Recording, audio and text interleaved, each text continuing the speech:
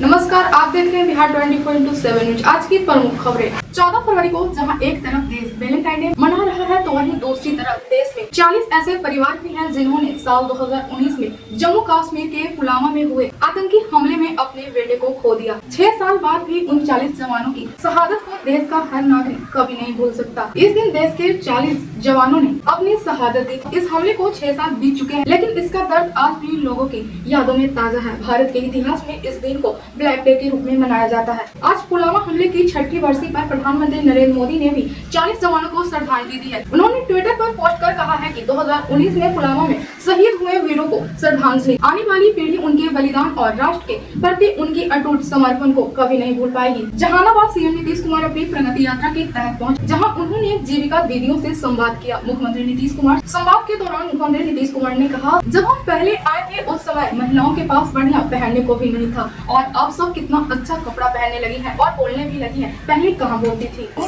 स्वयं सहायता समूह में सब महिला का नाम हमने जीविका दिया, और हम जीविका दीदी ना आपको भी कह दिए। और उसके लिए सब जगह के विकास के लिए और सबके लिए सब काम। पहले जो हम गए थे थोड़ा बहुत हम देखे कि बेचारी को पढ़ने का भी अच्छा नहीं था, कोई खास नहीं था, लेकिन उसके बाद से जब से हुआ इतना बढ़िया सब बोलने लगी है और सब कुछ अच्छा हुआ है।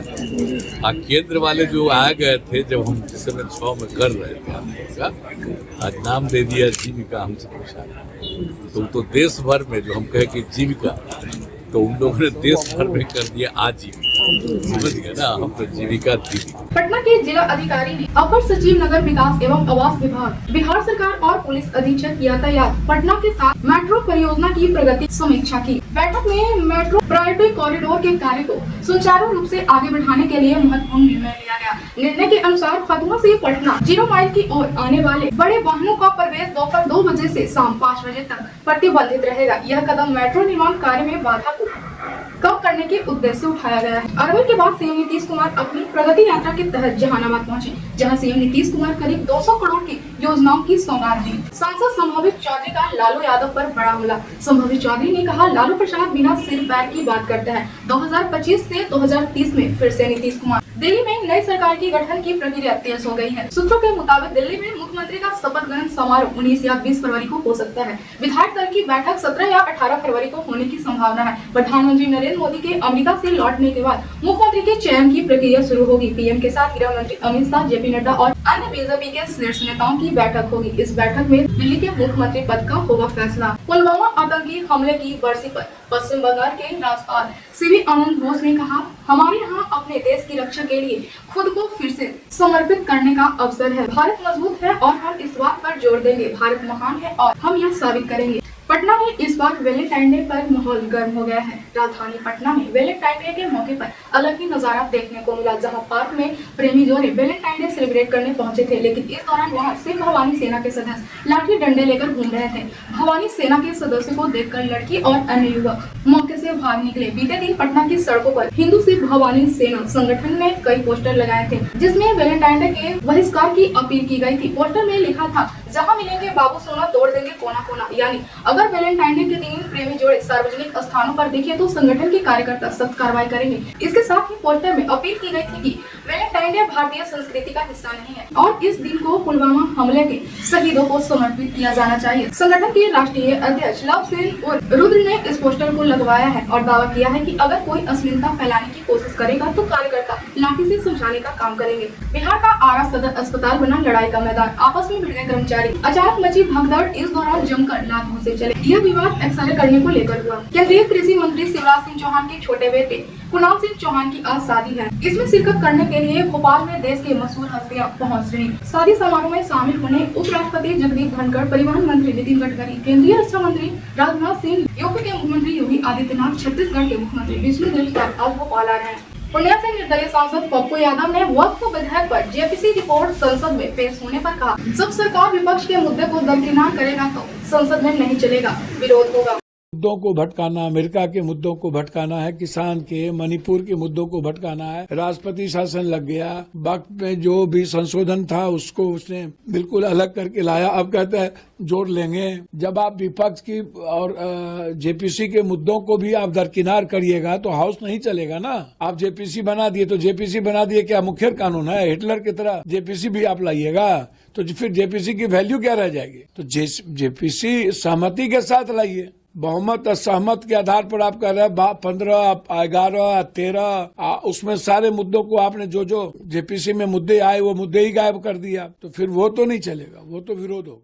उत्तर प्रदेश के कांग्रेस अध्यक्ष अजय राय ने कहा, आम आदमी पार्टी भाजपा की बी टीम है। भाजपा के सहयोग में आम आदमी पार्टी खड़ी रहती है। जनता अब समझ चुकी है। दिल्ली में ए टीम ने बी टीम को हराया है। लालू यादव के हालिया बयान पर जीतन राम मांझी ने राजद सुप्रीमो लालू यादव पर तीखा हमला बोलते हुए कहा है कि अगर लालू यादव भविष्यवक्ता है तो उन्हें अपना भविष्य बताना चाहिए। लालू यादव भविष्यवक्ता नहीं है, वह अपने भविष्य के बारे में सोचे। उनके घर में क्या हो रहा है वह भी हम सुन रहे हैं। साथ ही जीतन राम मांझी ने 225 सीटों से ज्यादा इस बार आगामी बिहार विधानसभा चुनाव जीतने का दावा किया है। प्रयागराज महाकुंभ में पवित्र स्नान करने के बाद श्री राम जन्मभूमि मंदिर के दर्शन के लिए भक्तों की भारी भीड़ उमड़ रही है। कोरिवर से दीघा जेपी सेतु तक आप 35 मिनट में सफर तय करेंगे। रीठा, मनेर, दानापुर और पटना की घनी आबादी से गंगा सोन के किनारे 4 लेन हाईवे का निर्माण किया जाएगा। देश में वैलेंटाइन डे का विरोध हिंदू संगठन के नेता कर रहे हैं। 14 फरवरी यानी वैलेंटाइन डे का सागर में विरोध तेज हो गया है। शिवसेना ने 14 फरवरी के दिन प्रेमी जोड़ों को सबक सिखाने के लिए डंडा पूजन किया। इन लाठियों को वैदिक मंत्र उच्चारण के साथ चमेली और सरसों का तेल पिलाया गया। इस दौरान नारा लगाया गया, जहां मिलेंगे बाबू सोना तोड़ देंगे कोना कोना। इस विरोध प्रदर्शन में पहली बार महिला भी हाथ में डंडा लेकर दिखाई दी। दरअसल सागर जिले के सिख सैनिक पिछले 25 सालों से विदेशी संस्कृति के प्रति वैलेंटाइन डे का विरोध करते आ रहे हैं। इसके लिए 15 दिन पहले ही तैयारी शुरू कर देते हैं। देश में सभी होटल रेस्टोरेंट वाले को आवेदन देकर किसी भी तरह का कोई कार्यक्रम न करने की चेतावनी देते हैं। कार्यकर्ता की टोली बनाकर उन्हें अलग अलग स्थल की निगरानी करने का जिम्मेदारी दी जाती है। नीतीश कैबिनेट ने सड़क के लिए 17,266 करोड़ रुपए का प्रस्तावों को दी मंजूरी। बिहार के ग्रामीण इलाकों की सड़क को दुरुस्त करने के लिए 17,266 करोड़ से ज्यादा की राशि पर बिहार मंत्रिमंडल ने मोहर लगा दी। बिहार के मुख्यमंत्री नीतीश कुमार की अध्यक्षता में हुई मंत्रिमंडल की बैठक में कुल 51 प्रस्तावों को मंजूरी दी गई है। बैठक के बाद मंत्रिमंडल सचिवालय विभाग के अपर मुख्य सचिव एस सिद्धार्थ ने बताया है कि इस बैठक में 37 प्रस्ताव ग्रामीण कार्य विभाग से जुड़े हुए हैं, जिसकी मंजूरी दी गई है। इनमें ग्रामीण कार्य विभाग की सड़क के उन्नयन और मरम्मत से संबंधित प्रस्ताव शामिल थे। मुख्यमंत्री नीतीश कुमार अपनी प्रगति यात्रा के दौरान 15 फरवरी को बक्सर आएंगे। सीएम के आगमन को लेकर प्रशासन अलर्ट है। बिहार में ड्राइविंग लाइसेंस प्राप्त करने के लिए नियमों में महत्वपूर्ण बदलाव किए जा रहे हैं, जो 1 मार्च से प्रभावित होगी। परिवहन विभाग ने सभी जिला परिवहन पदाधिकारियों को इन नए नियम को लागू करने के लिए स्पष्ट निर्देश दिया है। नया नियम के अनुसार अब सभी आवेदकों को ड्राइविंग लाइसेंस प्राप्त करने के लिए टेस्टिंग ट्रैक पर परीक्षा देना अनिवार्य होगा।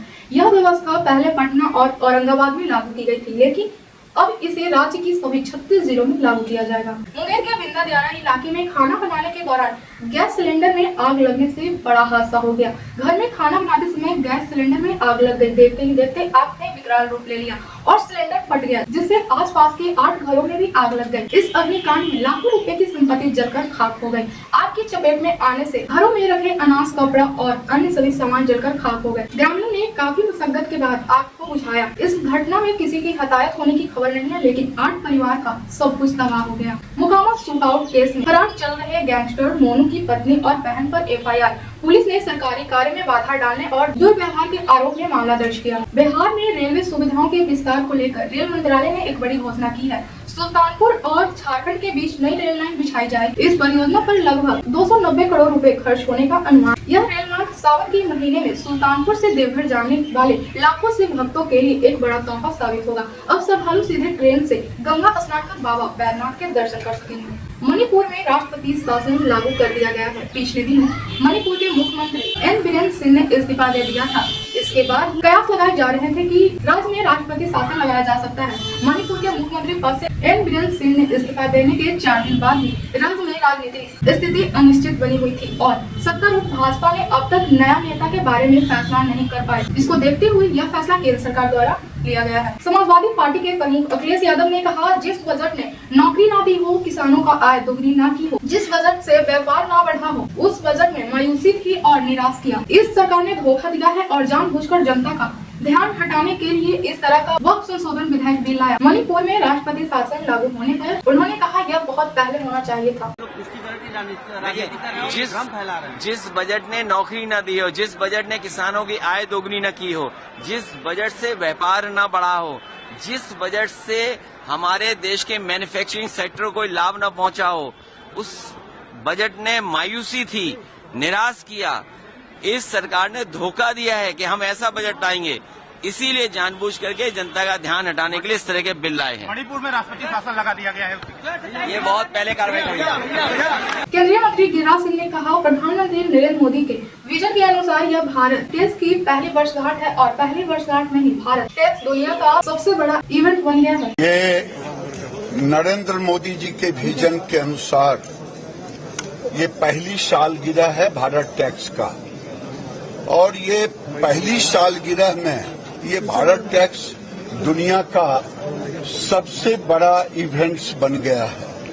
उसका कारण है देश के प्रधानमंत्री नरेंद्र मोदी का जो पूरे दुनिया में विश्वसनीयता बढ़ा है, उसके कारण आज यहाँ लोगों का आना शुरू हुआ है। पिछले साल 3000 बायर आए थे, इस बार 6000 रजिस्टर्ड हुए हैं। अभी लगभग 3500 बायर आ चुके हैं सवेरे तक। तो ये लग रहा है 16 तारीख को लगभग माननीय प्रधानमंत्री जी यहाँ आएंगे भारत मंडपम में, और दुनिया के बायर को, डोमेस्टिक बायर को भी वो संबोधन करेंगे। सर, सस्टेनेबिलिटी के ऊपर इस पर विशेष जोर है, पुरानी चीजों को रिसाइकिल करके बनाया जा रहा है, इस पर सर कुछ देखिए, पूरी दुनिया में हम सस्टेनेबिलिटी पर सबसे आगे हैं। आज B2B देखेंगे, बोतल टू बोतल, बोतल से कपड़ा, वो भी कर रहे हैं। रिसाइकिल में सेग्रीगेशन का काम भारत से ज्यादा कोई कर नहीं सकता, तो हम कॉटन रिसाइकिल में, अपसाइकिल में भारत सबसे आगे है और दुनिया इसे स्वीकार रहा है। बक्सर जिले से प्रयागराज महाकुंभ जा रहे 2 श्रद्धालुओं की सड़क दुर्घटना में मृत्यु हो गई। 4 अन्य लोग घायल हो गए। हादसा तेज रफ्तार कार के डंपर से कटने के कारण हुआ। बिहार में शराबबंदी कानून लागू होने के बावजूद बिहार में शराब का अवैध कारोबार जारी है। वैशाली में पलाई बोर्ड के बीच में तहखाना बनाकर छिपाकर पंजाब से लाई जा रही शराब जब्त की गई। शराब की कीमत लगभग 50 लाख रुपए आकी गई है। बिहार के अल्पसंख्यक कल्याण मंत्री जमा खान ने कहा, बिहार में किस नेता ने क्या काम किया है यह सबने देखा है और 2025 में एक बार फिर से नीतीश कुमार की सीएम बनेंगे। ऐसी खबरों के लिए बने रहिए बिहार 24/7 न्यूज़ के साथ।